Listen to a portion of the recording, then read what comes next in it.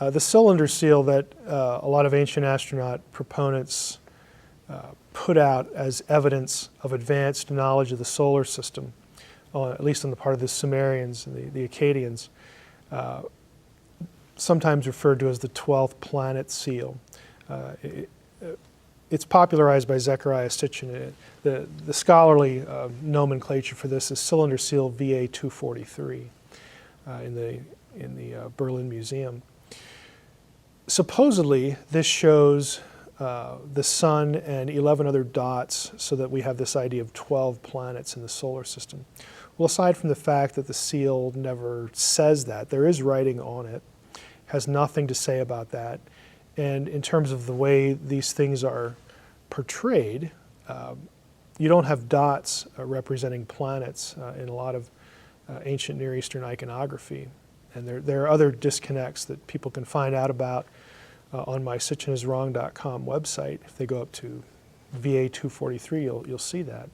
But there's a fundamental problem here, and that is, if you actually look at ancient Near Eastern iconography, these dots are usually the mechanism by which stars are drawn. So at best, we would have a reference to sort of 12 celestial bodies, 12 stars at best. But again, the seal doesn't actually say that. There seems to be an assumption that this number 12 refers to planets and doesn't refer to things like constellations. The Babylonians were well known as being really into astrology. Astrology and astronomy in those days were somewhat blurred. And there's this sort of odd assumption that if the Babylonians had a zodiac, a 12 constellation, 12-point zodiac, that somehow the zodiac represents the universe. You'll see this sort of assumption, again, about this advanced astronomical knowledge that doesn't make any sense. You don't need spaceships, you don't need aliens to come up with a zodiac. What you need are two sets of good eyes and a sky, okay? And you can go and look. And this is how zodiacs came about. The fact that a system would record 12 constellations in a certain order and assign meaning to them does not mean that they had a vast knowledge, or any knowledge, of the greater universe. Again, this is just a disconnect in thinking that you'll see in ancient astronaut literature, moving from zodiac to, now we know about other galaxies and interstellar travel. It just doesn't make any sense at all, because all these things just depend on something as simple as naked eye observation.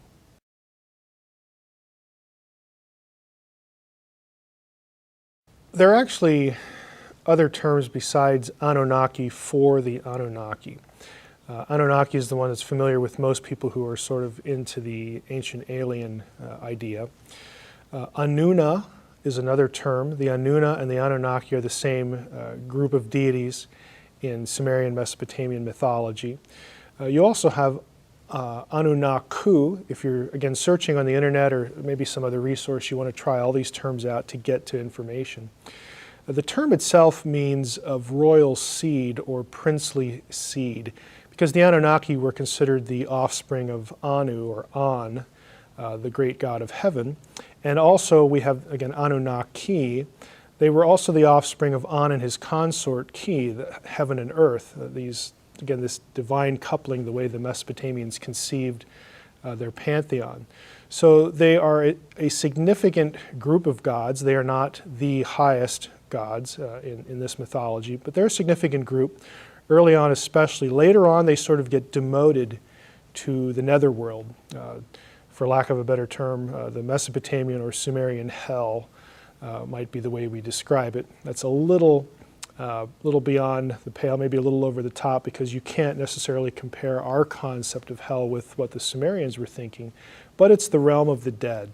And how they got there we don't know from Sumerian texts. They sort of lost their elevated position. But that, in a nutshell, is who they are. They're very important, even when they are relegated to the underworld.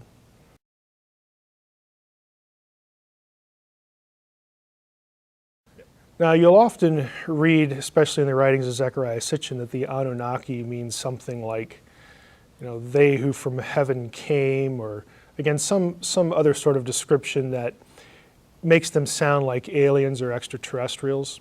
There isn't a source on the planet by any Sumerian scholar that would agree with that definition. Again, it's not a difficult term. You could look it up in Gwendolyn Lyke's Dictionary of the Ancient Near East, Mythology. Jeremy Green has one. You will find that the term means of royal seed or princely seed. Online, you could go to the Pennsylvania Sumerian Dictionary. It's the University of Pennsylvania's project, creating a Sumerian dictionary that you can access online, but they're putting the results into print. And one of the first volumes is the A volume, and you can look it up on there. I have a picture actually of the page on my website, and you can see what Sumerian scholars, real Sumerian scholars, understand about the term. I personally don't think that Sitchin knew Sumerian at all, because if you're going to get even a term associated with a very important group of deities, if you're not going to get that right, then I have to wonder what else you're going to get wrong.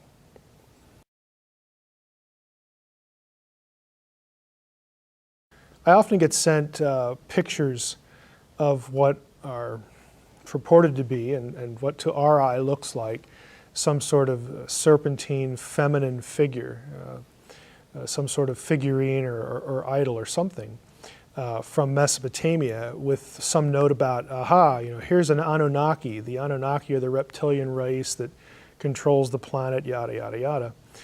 Well, these figures are actually very well known. They are from, in many cases, a site called Ubaid, or the Jemdet Nasser period in Mesopotamian archaeology. The problem for the ancient astronaut theorist is that all of these figurines are prehistoric. Just go up, Google them, Google Ubaid, U-B-A-I-D, on the internet with figurine and put something in like serpent or reptile or something. You're going to get information on them. They're all prehistoric sites, which means, by definition, they were created and put there before writing. Why is that important? Because there has never been a single shred of writing, single piece, single tablet, single line of anything that has these figurines identified. There is no basis, there's no evidence in Mesopotamian archaeology, in the history of the field, that connects these figurines with the Anunnaki. That is an entirely invented connection. So right away you have a fundamental problem. You cannot use these figurines as proof of the worship of the Anunnaki when we have no idea, at least if we care what the Mesopotamians said, or in this case couldn't say because they couldn't write yet. If we care about what the Mesopotamians left us, if we're going to honor that, we can't make these claims. They have no basis in the evidentiary record.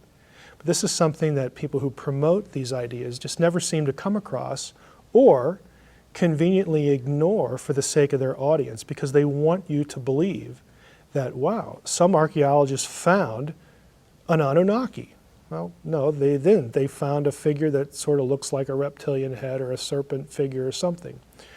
And about that, serpents and serpent iconography, serpent idols and whatnot are fairly common in the ancient Near East, and I think the reasons are fairly simple. Serpents were often looked at as figures associated with healing and rebirth and life, and the reason for that is simple. You're dealing with a pre-scientific culture, and to them, when they see a serpent shed its skin, it speaks of rebirth, almost as if it's being reborn, regenerated, made new.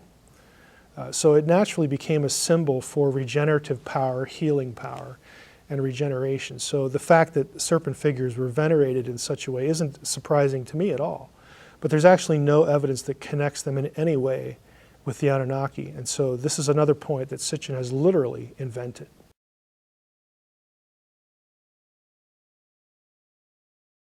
Now, one of the oddities you'll see when you read the works of Zecharia Sitchin and those who follow him are taking a term like Nephilim and somehow getting a translation like those who came down, again trying to make them sound like ancient astronauts, or people of the fiery rockets. Both of those translations are demonstrably incorrect in biblical Hebrew. I think the latter one is just patently absurd. But they're incorrect, and we know they're incorrect because the idea of coming down or who were sent down, you can't really get there if you think Nephilim came from the Hebrew verb nafal, which means to fall. It would be spelled entirely differently in the Hebrew Bible if the meaning was to be sent down. Again, I have a discussion of this on my website, sitchiniswrong.com, if you click on the tab for Nephilim. The other issue is that the normal Hebrew word for come down is yarad, which is not nafal, very obviously. And so these sorts of meanings are contrived. They really have no basis in Hebrew grammar or Hebrew vocabulary.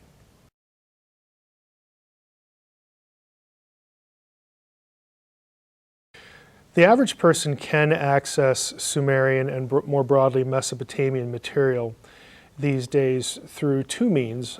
One would be anthologies. These are English translations of large portions of what's available to translate in terms of cuneiform tablets.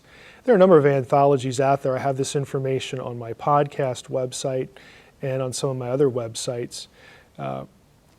Anthologies are good. They include all the major epics. These are all the major epics that Sitchin quotes from: Enuma Elish, Atrahasis, Gilgamesh. You can find them in English translations all over the place.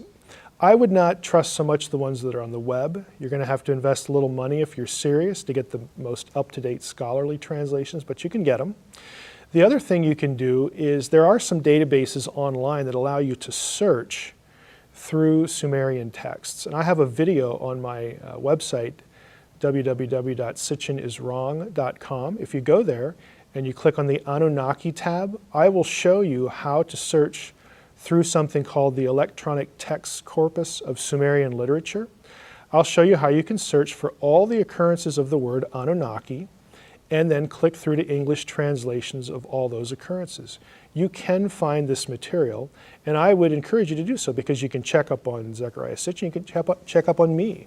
When I claim that there are no texts, there are no tablets that have, for instance, the Anunnaki on Nibiru or associated with Nibiru, that Nibiru isn't a planet beyond Pluto. When I say those things, how easy would it be to prove me wrong if you knew how to search for those terms?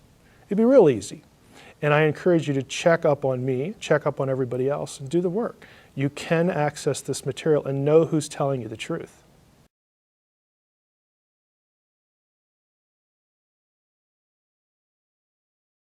One of the major resources that people can use, that's available for free in fact, for digging into the vocabulary of Sumerian and Akkadian is something known as the CAD, C-A-D, the Chicago Assyrian Dictionary. Now this actually began in the 40s and was completed a couple of years ago. So we're talking about a 60-year project. And the aim of the CAD when it began was to create a dictionary that had entries on every word in the corpus of these languages. And not only every word, but also to attempt to cite all of the places, all of the occurrences of these terms in context on the tablets. Now, if you went to the University of Chicago today, this is where the CAD was done, there are rooms full of index cards for these vocab terms with tablet citations on them. That's how it began, sort of as a massive card catalog that has now been produced in dictionary form. It's 20 volumes or so, and you can access it online through the Oriental Institute website at the University of Chicago. They're all in PDF. So this is another resource that Zechariah Sitchin could have used, but apparently didn't, that you can use.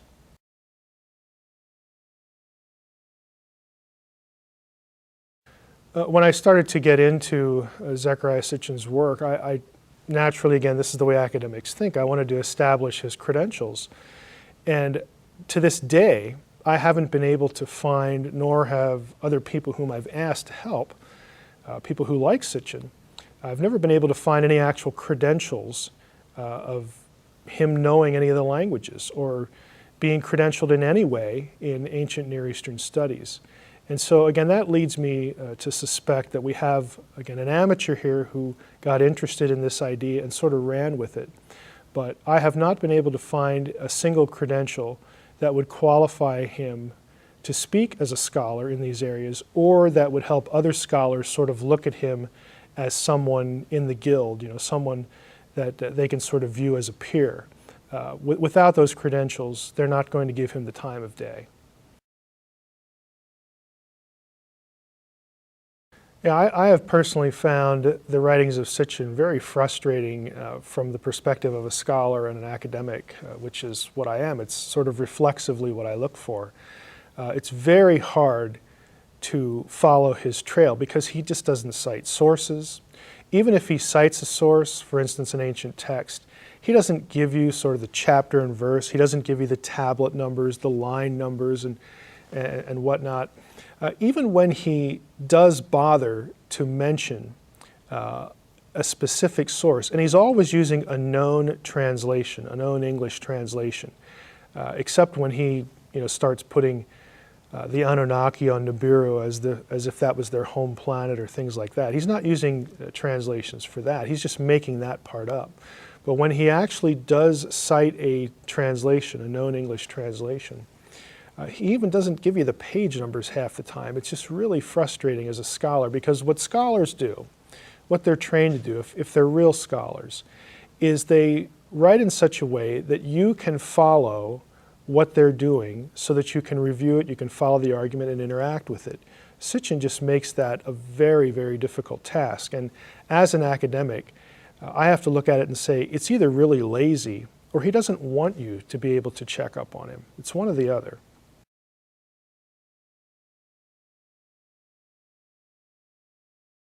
While we're talking about the field of Sumerology, Sumerian scholarship, I often hear from people, I don't think Sitchin ever himself claimed to be one of like the 3 or 4 people in the world who could read Sumerian and divine or decipher these texts.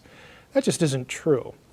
Sumerian doesn't have a lot of people involved. There are probably 200 or 300 people who do Sumerian studies. I happen to know 2 of them personally. One is in the town I live at the local university. Another is a friend, Dick Averbeck, who's a Sumerian scholar that teaches at a divinity school near Chicago. They'll tell you that there are a couple hundred people who do this. None of them know who Zecharia Sitchin is, and if they do, he's sort of the butt of jokes because of the ancient astronaut stuff. Sumerian scholars just don't have any real time for this sort of thing, but the idea that Sitchin is able to do or was able to do something that few others could do really is not the case. That's good.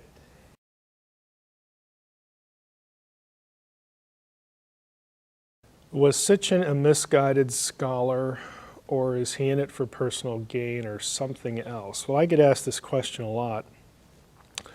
The easy part of this is I wouldn't call Sitchin a scholar in any regard. So I wouldn't call him a misguided scholar. Misguided, I guess, is a flexible enough term. I look at Sitchin as someone, at least initially when he got into this, as an amateur who had a real keen interest in the ancient world, felt that he really had stumbled onto something that others had not noticed, or perhaps others didn't want to notice.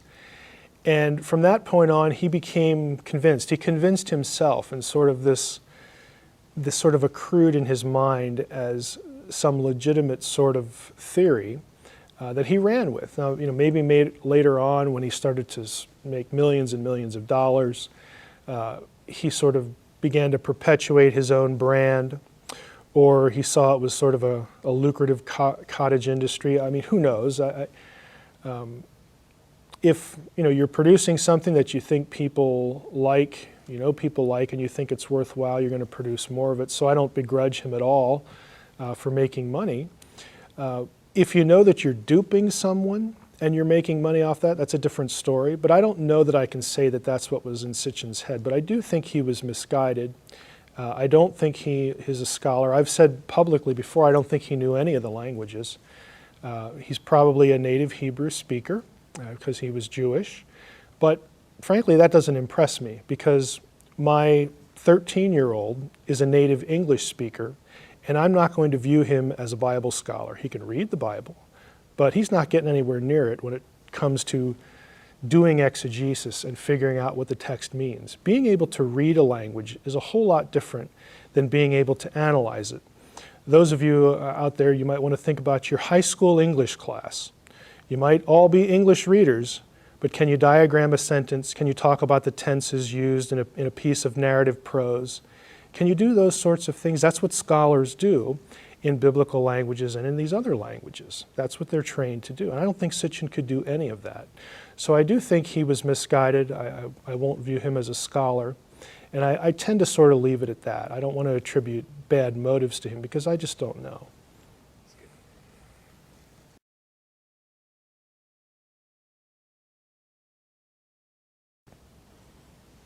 Another example of something that you'll commonly see, you'll have maybe on either side of a crucified Christ in religious art, you'll have what appears to be sort of a round shape on one side and the other with people in them or faces in them. These are very well-known, again, motifs and features of religious art, and they refer to the sun and the moon. Again, the sun and the moon, if you read the New Testament, you'll know that the sun and the moon, sun turning to blood, moon turning to blood, those sorts of things are associated with the crucifixion account and, of course, the second coming as well. So what these are is these are personifications of celestial objects, sun and moon in this case, that are given personality and given sort of human form as characters in the story or characters in the narrative. They are not UFOs. Again, all of these kinds of things are well known to people who make their living in the art history field. They're not astounded by this amazing thing that they see in a painting, and it surely must be something from another planet. They don't look at it that way at all because they just know they've seen hundreds of these and they know what it is and they know why it's there.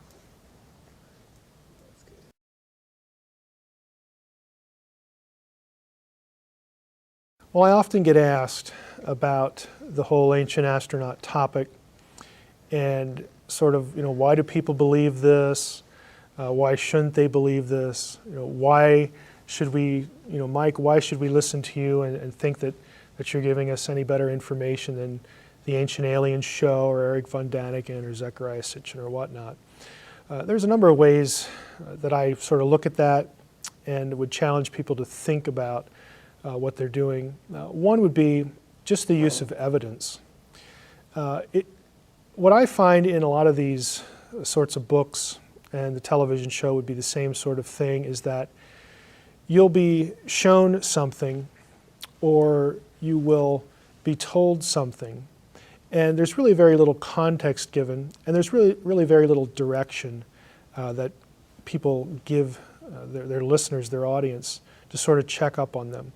I think you as a listener, someone who's sort of imbibing on this information, getting into this topic, you really need to start thinking clearly about what can or cannot be said about a piece of evidence. For example, when I say about the works of Zechariah Sitchin, look, there are these deities in Sumerian mythology called the Anunnaki.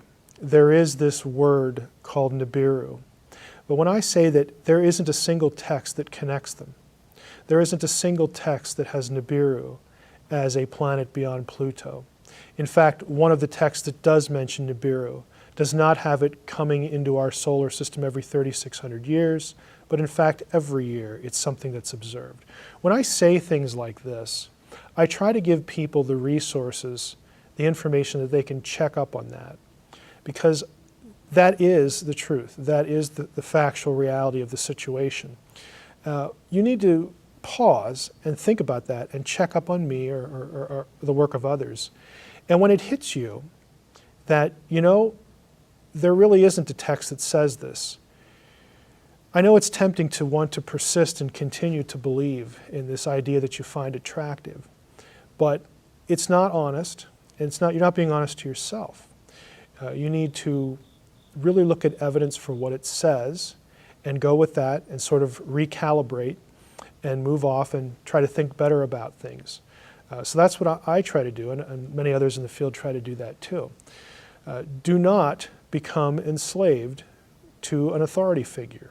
They should always be willing to direct you to information so that you can do the work and you can check on them. If they don't, you should be suspicious.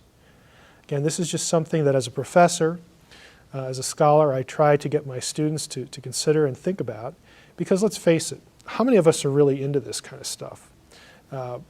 Ancient languages, how many people do that? You get somebody who comes along like Zecharia Sitchin and starts spouting things about Sumerian and Akkadian and Hebrew and whatnot. How many people really have the ability to check up on them? Well, the answer is not many, and it just sounds like a horrible amount of work to gain that knowledge so that you can evaluate what they say. And I understand that. But you should not let that allow you to check your brain in at the door. You should ask that source, that person, hey, where can I look? What can I do? What can I access to try to test what you're saying? And if they're not giving you that access, if they're not giving you that direction, you ought to be suspicious. You ought not to dispense other ideas in favor of theirs if they will not do that service for you. And I would say that regardless, even if it's somebody on the other side. They need to direct you to information. They ought to have that much respect for you as a person, as an intellectual being, as somebody who has something going on upstairs that you would want to and would be willing to put the time into checking up on them. The other thing I would add to this is I have found that a lot of people are attracted to the ancient astronaut idea because they're dissatisfied with what it is replacing, either traditional theism, belief in a God, Christianity. They may have been burned by someone who believes in God. They may have been mistreated by someone who claims to be a Christian.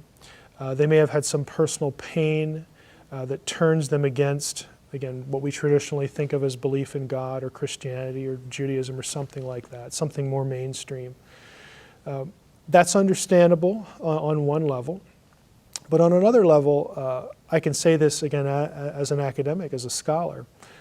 A lot of those situations really involve having God and what He's doing and the Christian life or Christian belief, Christianity itself, poorly parsed for you. You need to also take it upon yourself before you reject something like a belief in God, that God could actually have some control over the tragic circumstances of life, that there could be a real purpose to it, that God is actually going to take that and turn something good for it. Even the idea that God was somehow responsible is something I would reject in many cases, but you'll often hear that as though God is mean or vindictive or needs evil to get something else done. If I were taught those things, I would be in the same boat. I would want to reject that. But you need to take it upon yourself to start to find out, well, is this really the only way that the God of the Bible or the Christian faith can be parsed? I mean, do other people parse it a different way?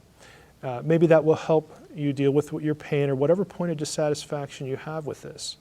But in any case, it's not a good solution to either a problem of pain or some other feature of discontent for you to not do the legwork and then substitute something else like an ancient astronaut belief that is demonstrably false. It's not going to help you. It's not going to take away pain. It's not going to give you intellectual satisfaction. It will force you to sort of protect it. And if it's true, it shouldn't need protecting.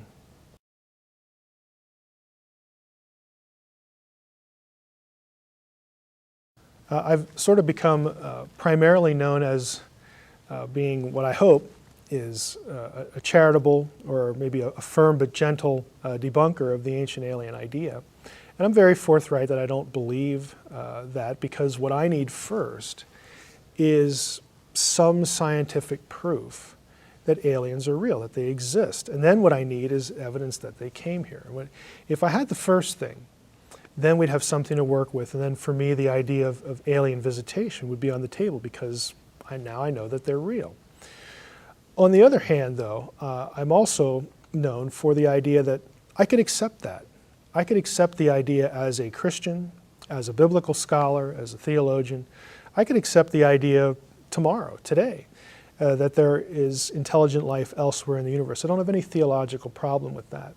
If you're interested in my thoughts on that, I write a blog called UFO Religions. It's just uforeligions.com.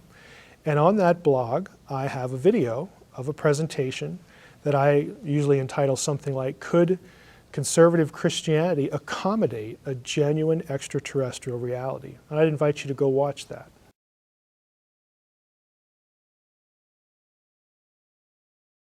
When it comes to the pyramids, I think the most valuable recent research that's been done is by Jean-Pierre Houdin.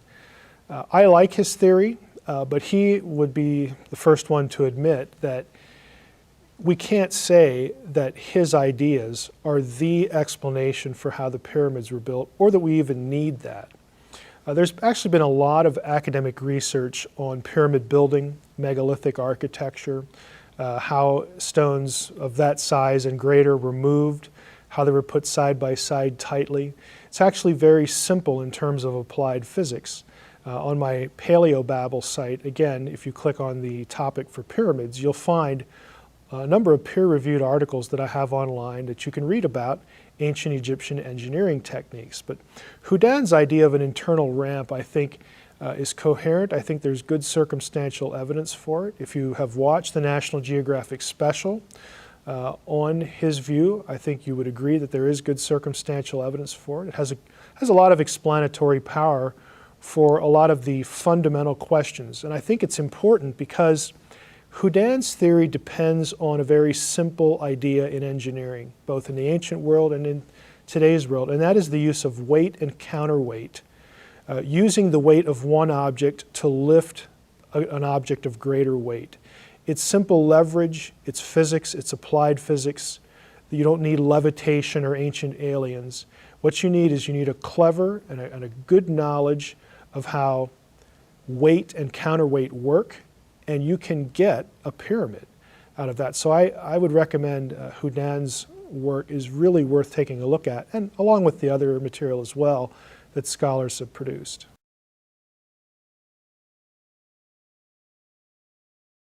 A lot of the good material on Baalbek is unfortunately not in English.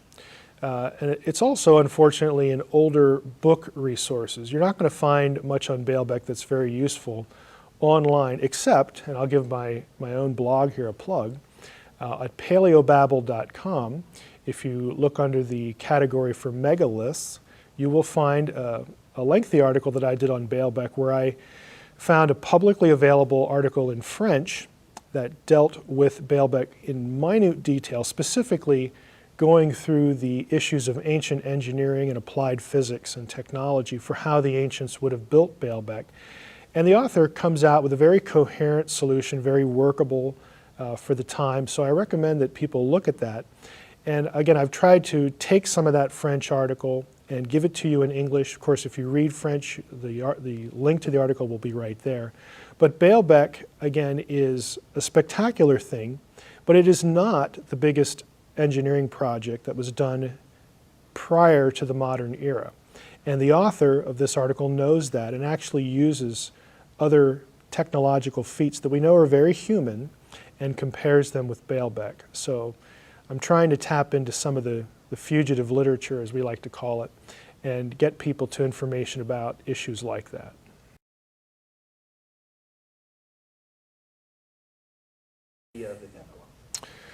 Well, the whole Nephilim passage, Genesis 6 verses 1 through 4, is admittedly weird.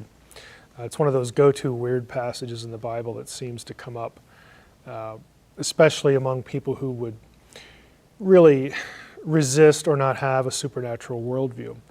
But as weird as it is, the key there is a supernatural worldview. If we believe that there are intelligent beings outside our own created world, our own material world, if we believe in this thing we call the supernatural, then what the Bible presents us with here is the possibility, at least, and this isn't the only way that you could read Genesis 6, 1 through 4 and take it seriously, but we'll just go with it for the sake of the question. If we believe that there is such a thing as supernatural power, supernatural ability, where a divine being could manifest in physical, corporeal form, and that's the way angels are consistently depicted in biblical material.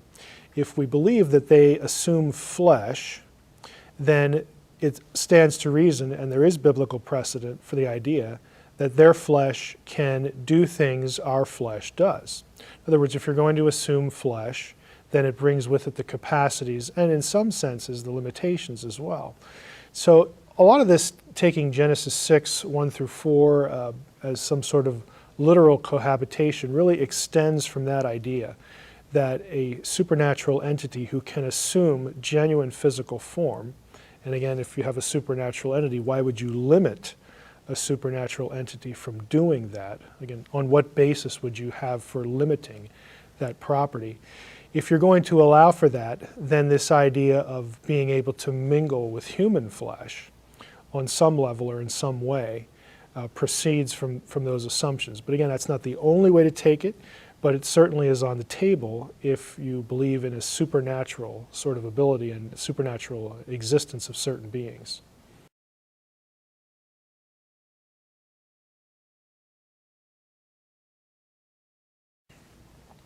When it comes to the term Nephilim, to me it's really been surprising. In fact, I've only ever found it in one commentary. The fact that the spelling of the term, Nephilim, really does not conform to what you would do as a writer, how you would spell that term if you meant fallen ones. In Hebrew, you would spell it no-phalim, those who fall or those who are fallen. But we don't have that. We have Nephilim. You might also opt for Nephulim. That would be a passive spelling using the verb form nafal, the root nafal. But we don't have that either. So this idea that Nephilim means fallen ones really does not conform to the way that the word is actually spelled in the Hebrew Bible. And again, I've only ever seen one commentator take note of this, which surprises me. The term itself is best understood as either a noun that comes from Aramaic naphilah, because that would produce nephilim in Hebrew, or it might be an Aramaic verb nafal that would also produce nephilim. In both cases, you would have either fallen ones in the sense that there's something corrupt about them, there's something malformed, something in terms of a grotesque or odd appearance. And if it's the noun, naphilah, that noun in Aramaic means giant. And this is important because a lot of scholars feel that the context for Genesis 1 through 11 is Babylon, whether it was composed in the Babylonian era or whether it draws on Babylonian items or motifs for theological purposes. Aramaic was where the Hebrews were exposed to the block script and that language, because after the cuneiform languages in Babylon, Aramaic was the language of the period. So it makes sense that there would be this connection. The other thing I would say is when you go to other translations of the Hebrew Bible, and specifically I mean here the Septuagint, which is the Greek translation of the Hebrew Old Testament, and also Targums, which are the Aramaic translation of the Old Testament, in both of those cases, they will use words in their language that mean giant for Nephilim. They don't opt for something more abstract like fallen ones. The Septuagint uses gigantes, which is giants. So I think it's very consistent. It's more consistent with the way ancient translators apparently understood the term, to argue for the fact that, hey, the spelling's important, and the only way you really get to the biblical spelling is starting with a word that means giant in Aramaic.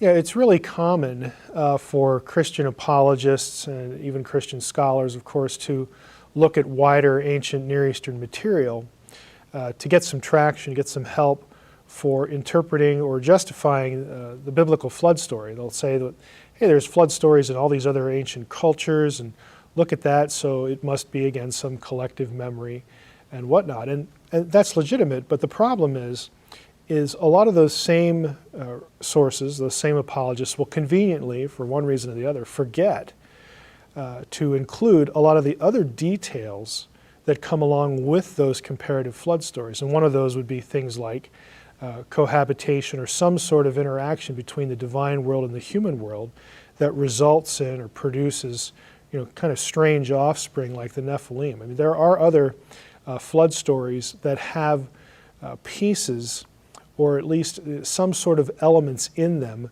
that can be tied to Genesis 6, 1 through 4. The details aren't always exactly the same. In fact, in most cases, they're not exactly the same, but they're certainly in the same arena as some of these odder elements in Genesis 6, 1 through 4.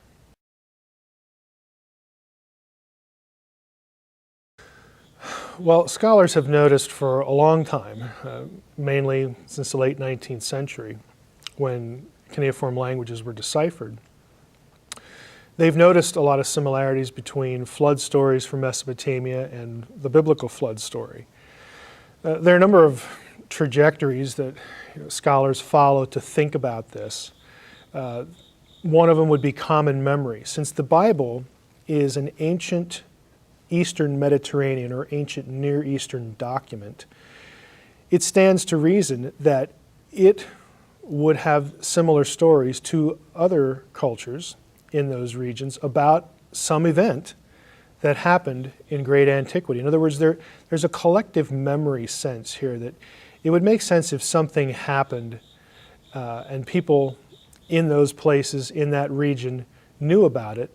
They would all write about it. They would all have a version of those things. So one of the options for this is collective memory. Other options include, especially when you get into the chronology of who wrote what when, and in relation to what Mesopotamian material the Bible was written, there is considerable, or I should say there was considerable debate in the late 19th century about whether the biblical writers borrowed or copied information from more ancient Mesopotamian sources. Practically all scholars in the field today don't use language like that, as though the biblical writer was sitting there at the table and sort of had writer's block and reached over and grabbed a cuneiform tablet that happened to be Atrahasis and said, "Oh great, I needed that. I'm over the hump now. I'm going to put this into my text." Scholars just don't look at it that way anymore. Whereas in the late 19th century, more of them were thinking along those things because that was the first time they'd been exposed to finding very similar flood stories in other literatures. Nowadays, most scholars would look at the material and they would have a keen eye on the differences. A lot of ancient astronaut people just completely skip over the differences. And the differences are important because it informs us that the biblical writer isn't just wholesale copying material. Rather, they're responding to the version of events that occurs in other literature, specifically to state their theological case about the God of the Bible, the God of Israel, getting credit for either the punishment of the flood or the resolution of the flood. They're responding to material and they're tracking with it closely enough so that people living at the time would know what they're doing, that they're sort of setting the record straight, or they're producing and asserting their own theological claims about these sorts of events.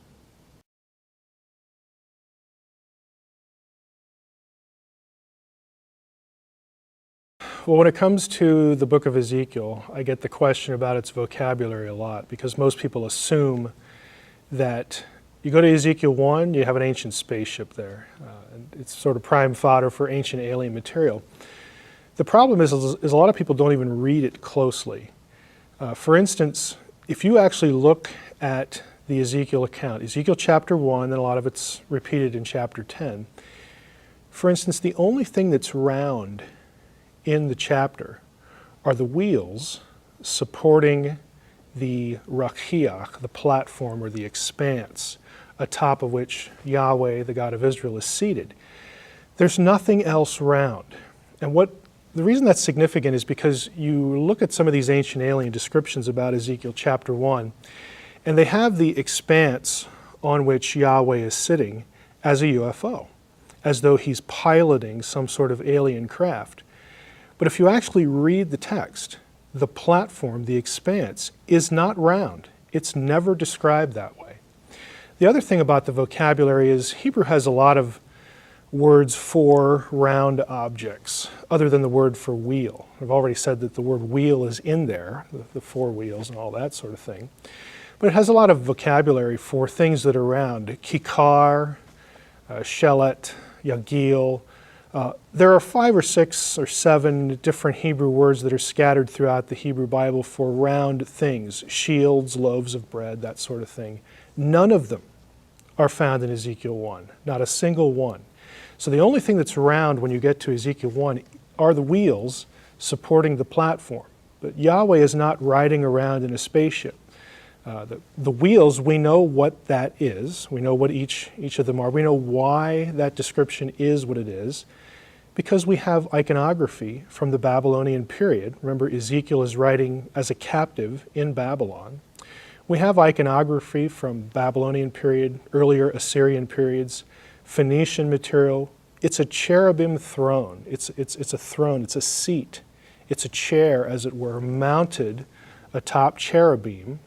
And in some cases, those cherubim had wheels because the gods were pictured, and the God of Israel is often pictured in the Hebrew Bible as riding around the sky, traversing the heavens on the clouds. And so the mode of transportation, other than boats in the ancient world, were chariots and chariot thrones. So these are all very normal descriptions, but other than the wheels themselves, the expanse that people think is a UFO is never described as being round. It's a chariot. It's a throne chariot. And it's very easy to spot and know what Ezekiel's talking about if you're familiar with the ancient Near Eastern material. I get asked a lot, well, if it's not a UFO, what does Ezekiel chapter 1 mean? What does the vision mean? And to really digest this, and again, this presents another logical problem with the way ancient astronaut theorists approach Ezekiel 1. You have to sort of dispense with ancient Near Eastern and Israelite cosmology. You have to get that out of the way to import your flying disc into it. But if you're familiar with ancient Near Eastern cosmology, and biblical cosmology is very consistent with it, the meaning is not only pretty clear, but it's also kind of stunning. Imagine, if you will, the ancient Near Eastern world view of the world is you have a round earth. So you have a round earth that is flat on the bottom, might have something underneath, the other world, the off-world world, the nether world. And it's covered by this dome called the Rachiach, the firmament, the expanse. Now, God was pictured as above all that. He sits on top of the throne, and it's even in some places called the flood, because there were, the conception was that on top of this dome there were waters. We know this from the flood account. The waters get sort of dumped down on the earth, but there were waters above, and God sits on top of the waters above the firmament. Now, if you take that to Ezekiel, that's what Ezekiel is actually describing. This is why we have a round sort of, firmament expanse kind of thing going on, and then on top of that we have sort of this platform throne, and God is sitting on top of the Rachiach, of the expanse. To an ancient Near Eastern person, an ancient Israelite, this is a picture that God rules the earth. And at this point, then the cherubim, the creatures underneath all that, are important because they have 4 faces. And it's not a coincidence that the 4 faces are the cardinal points of cardinal direction points, but also the cardinal points of the zodiac in Babylonian thinking. Remember, you're Ezekiel, you're an Israelite, you worship Yahweh, you're sitting in Babylon wondering, why in the world are we here?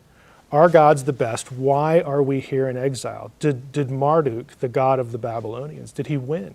Is he stronger than Yahweh? Well, Ezekiel has a message. He takes stock throne imagery, puts Yahweh on the throne above the earth, and then he goes into Babylonian astrological thinking with the cherubim faces and says, look, who is in command of the way the world works? Who is in command of the passage of time? Who is in command of history? It's not Marduk. It's Yahweh, the God of Israel. Even though we're in captivity, God is still in control. It's a very theological message. There's a lot of elements to it when you really get into the details. Babylon itself, pictured as the navel of the world, the Babylonians called it, the center of everything, where the heavens and earth are run from this place. And Ezekiel's saying, no, they're not. If you take a God's eye view, if he's above the earth, and again, you fix the cardinal points there, and he's sitting there on the throne, literally from corner to corner to corner to corner, Yahweh is in control. And so Ezekiel, writing not only to Jews in Babylon, who have, now, unfortunately, more familiarity with Babylonian thinking than they want to, they'd rather be back in their homeland. But even to Babylonians who would be reading this, hearing the message of Ezekiel, the message is very clear. Yeah, we're here, and we're in a bad situation, but our God is still in control. He is not the sovereign of the universe.